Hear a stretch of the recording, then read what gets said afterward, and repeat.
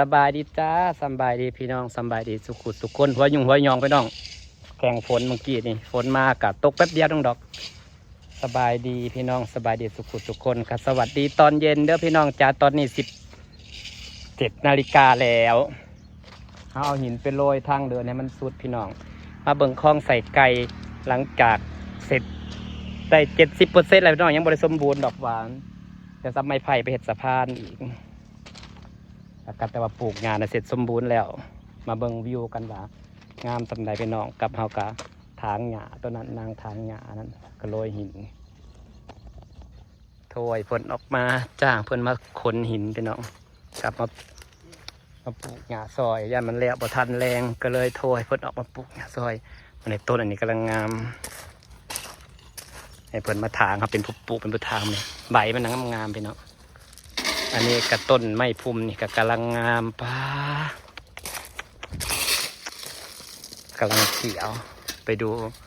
ทางเดินเฮาเบิ่งทางเดินก่อนนะพี่น้องเนาะ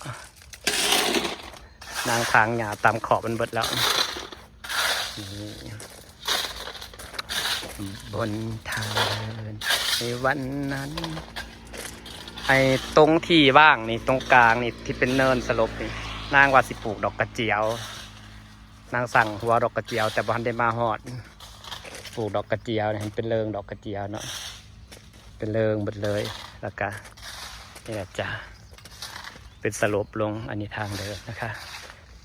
ว่าสิปลูกดอกกระเจียวนี่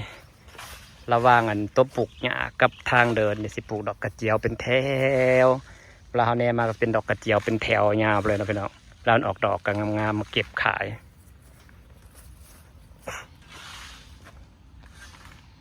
นางน่ะมักปลูกกันพืชกินชั่วข้าวนั่นผู้แลนาแรงมันเหมาะกับการปลูกนาแรงนะบ่ค่อยจะปลูกบางทีนางกระบอกปลูกกินกระบอกเกิดนางอยากเน้นปลูกเรื่องพืชไม่กินหมากคือว่ามันได้อยู่แล้วกับเราตลอดชีวิตโดยยาวนานเลยนะพี่น้องบัดใหญ่มากแล้วก็เป็นหมาที่กินหมากสุปีแบบว่านางหมักปลูกไม่กินหมากอันนี้เป็นหมักไฟได้2 ต้นส่วนนึงได้ปลูกเพิ่มมะพร้าวกะทิ4 ต้นเนาะอันนี้พุทธาเฮาตัวตอนโมโหเนเจ้าสิติดป่ะอันนี้นางว่านางสิปลูกดอกกระเจียวดีป่ะพี่น้องนี่ปลูกเลี้ยงไปเลยนี่เลี้ยงปลูกขายเพราะว่าหน่อไม้ก็ได้ขายแล้วมะนาวเนี่ยกำลังเริ่มเป็นปีหน้าบ่เนี่ยได้เก็บขายได้มะนาวมันคักๆไปน้องมะนาวมันบ่ได้มีน้ำบ่ได้มีเม็ดมะนาวไล่เม็ดตัวนี้กำลังแตกแต่น้ำน่ะหลายหมากหนึ่งก็คุ้มค่ามากอกน้ำ2 ต้นนี่มากอกน้ำอันนี้ลองกองนะจ๊ะลองปลูกดูวันนี้ต้นบักพันข่อยปีนี้ต้นใหญ่ปีน30 กินมะพร้าวก็ใหญ่เลยอันนี้ทางเดินเอาสุดสัมผัสเลยพอบ่เฮ้ยพอบ่เอาหน่อยหนึ่งนี่หมักกระทันนะพี่น้องกระทันยอดมันขึ้นมาเนี่ยดอกมันเบิงปีนี้พุ่มมันสีใหญ่กว่าปีที่แล้วนางบริตอนได้แต่ว่าปลายมันขึ้นเอง30 ดอกต้นนี้ก็เป็นพุ่มใหญ่30 ดอกพามาเบิ่งคลองใส่ไก่พี่น้องจ้ามาดูคลองใส่ไก่กันหน่อไม้น่ะก็หลายคลองใส่ไก่หญ้าเนี่ยเฮาค้ากระปุกมันก็สิเป็นผักเป็นอย่างนี้นะพี่น้องจะหน่อยมันเขียวมันติดกันกสิบาลานกันมันกสิยาวปัจจุบันมันกสิลงไปปกขอบคลองพอหญ้ายาวปุ๊บนะขอบคลองนะนั่งสิใบเห็นผ่าดับนะใส่หญ้ามันเลื่อยลงไปปกมาเห็นอันนี้ผ่าดับผักตบหาเกาลงมันได้ตั้งพี่น้องมาอื่นมันตั้งเขาจังสิจัดระเบียบให้มันงามนั่งจะเอาอันเสือกมาเข่งเสือกมาแบบว่ามากันไว้แบบมันไหลจะให้มันอยู่เป็นจุดของมันนั่นนะเป็นจุดของมันกระสีบลายใช่มันกระสีงามพี่น้องเนี่ยจ้ะหญ้ากำลังปลูกหญ้าเรียบเป็นนะพี่น้องงามบอกคลองใส่ไก่ค่อยแนมไปเห็นทางเดินสีขาวก็งามดีนะพี่น้องเนาะเพราะมันเป็นทีมันสลบเลยนี่ทีขึ้นเขียวอมทุ่มเลยจ้ะว่าสิปลูกดอกกระเจียวหรอหรือว่าอันนั้นเอาไว้มันเป็นสลบอันนั้นบอลสิปลูกดอกกระเจียวฝั่งนี้ ฝั่งนี้มันต้องทั้งเนี่ยได้มาแล้วก็ปุบเลยโอ้ยบักกระทันปีนี้สิต้นใหญ่คักเด้อนี่เด้อสิบได้เห็ดข้างบ่เนาะงามปลูกหญ้าพี่น้องอันนี้มะกอกน้ำต้นไม้เฮานะมันกำลังงามขอบพวกฝั่งนี้ก็สิปลูกไส้เกาหลีเพิ่มนี่งามบอกพี่น้องพาสมของไส้ไก่เสร็จสมบูรณ์แล้วจ้าเหลือแต่เห็ดสะพานน้ำก็จะอยู่ที่ประมาณนี้นะพี่น้องแต่น้ำเนี่ยเขาสิมักน้ำตัวนี้ไว้ก่อนน่าจะให้น้ำโซลาเซลล์มันแบบว่าให้มันแห้งก่อนอาจจะดึงประมาณมักน้ำไว้ประมาณ1 เดือนนี่แหละน้ำนี้มันก็ใสเติบอยู่ด้วยพี่น้องแล้วเขาจังสีถ่ายเอาน้ำใสเลยเอาน้ำแบบน้ำใสลงเลยแบบนี้ฝนตกปันได้กระบอกขุ่นออกพี่น้องว่าหญ้ามันคุมหมดเลยเด้สีน้ำยังไงลงมากระบอกขุ่นแล้วหญ้าคุมไปแล้วน้ำใสติ่งหลิงเห็นตัวปลาแล้วแหละแบบนี้นะแต่ว่ามักน้ำตัวนี้ไว้ก่อนให้ผ่ามันเก่าก่อนเพราะว่าเห็นบ่หมดพี่น้องวิวอันนี้ยังบ่เห็นตัวปลาลอยเพราะว่าน้ำมันเนี่ยครับบัดเขาเปลี่ยนน้ำตัวนี้ออกแล้วน้ำใสลงนะครับเห็นตัวปลาลอยเลยถ่ายมันเห็นแบบเพราะว่าน้ำหญ้ามันคุมไม่เบิดเลยน้ำบ่มีสิทธิ์ขุดเลยฝนตกแห้งไปได้ก็บ่ขุดเพราะว่าหญ้าเวลาน้ำไหลผ่านหญ้ามันก็สิกองที่ดินไปแล้วเลยเด้แห้งหญ้าแล้วหญ้าติดหญ้าเขียวในแห่งสีงามเลยเนี่ยไปตั้งไซกะลีกะเขียวทุ่มเนาะพี่น้องเนาะนี่พาชมบรรยากาศมักนาวก็กำลังงามนะพาเบิ่งมักนาวกำลังงามน้ำหลายได้พี่น้องนี่นะหมากเป็นหมากมันสีใหญ่หมาก1กระเลืออดนะปลาไปใส่สมตำนะน้ำมันหลายแหงมันนะบ่มีเม็ดเด้ไหลเม็ดกำลังงามปีนี้นะสิต้นใหญ่แห้งอยู่งามหลีตะมักนาวค่อย3 ต้นนะก็กำลังสัตว์นี่แต่ยังกระโบสูบมงหงเราดกแค่ดกกว่าดกเกินพี่น้องเอ้ย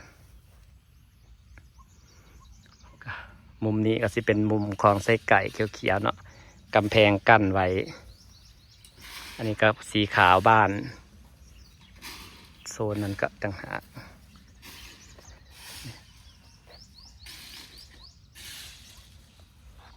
งามบ่พี่น้องงามบ่ของไส้ไก่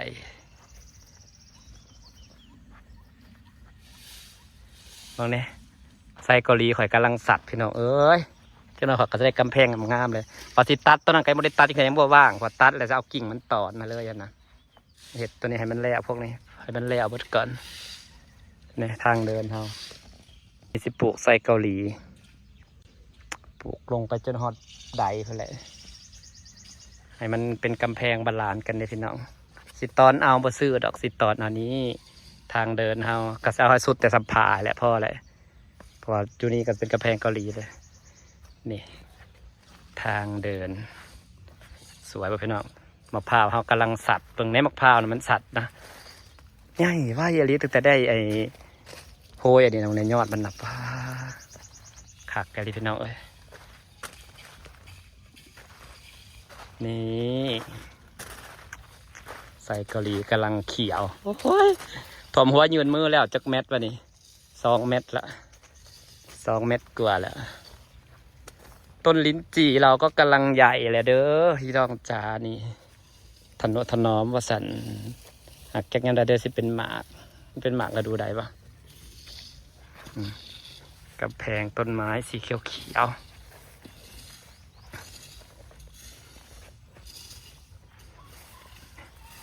พาไปเบิ่งต้นมะพร้าวนะแปลกหูแปลกเมื่อเดียวก็แปลกหูแปลกตาไว้เลยเด้อพี่น้องเอ้ยแบบใหญ่สัตว์ปุ๊บขึ้นป่าไซเกาหลีฝั่งนี้ก็กำลังเริ่ม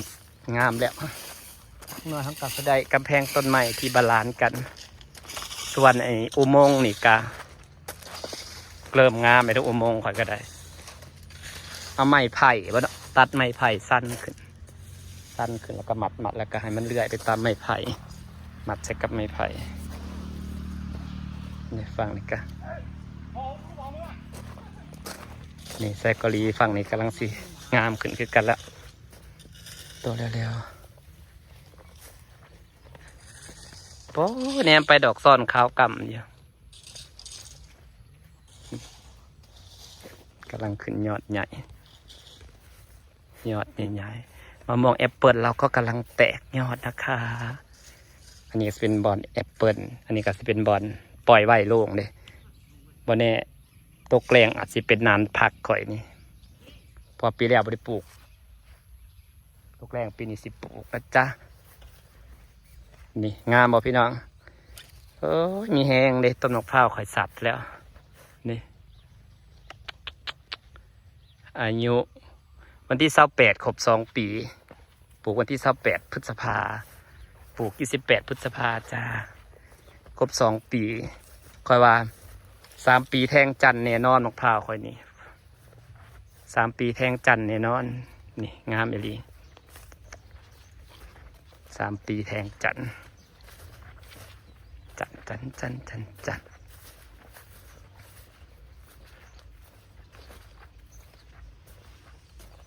นี่2 ต้นนี่คักกันเลยได้แบบมันใหญ่เนาะเป็นอุโมงค์หยางงามเข่ากันคักกันอย่างนี้ก็ใหญ่ไว้อะไรน้องเห็นแล้วก็มีความสุขใหญ่ไว้ครับ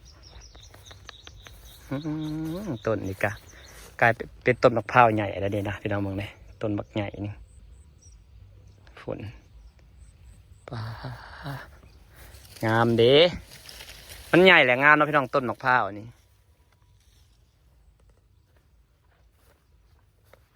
ใหญ่แล้วก็งามฝนก็ตกแป๊บเดียวก็ตกค่อยๆอยากให้มันตกแห้งๆพอได้หลัดปลาเนี่ยม่วนได้หลัดปลาอย่างนี้นะบรรยากาศน้องจ้าแข่งฝนก็เลยคลิปนี้ก็เลยหนาดำแข่งฝนฝากบรรยากาศไปซัมนี่นะจ้าผ่าส้มต้นมะพร้าวสวยๆโอเคค่ะบ๊ายบาย